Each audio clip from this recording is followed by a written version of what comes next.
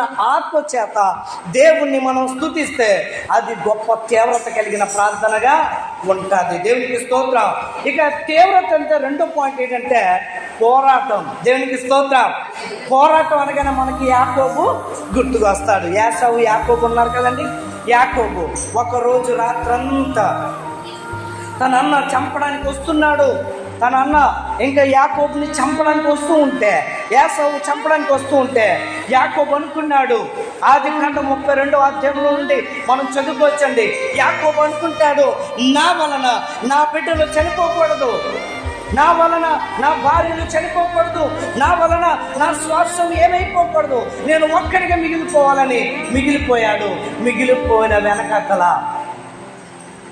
ఒకరు వెంబడించారు యాకోబుని. దేవునికి స్తోత్రమైన ఆ ఒక్కరు ఎవరంటే దేవుని కృప. దేవునికి స్తోత్రమైన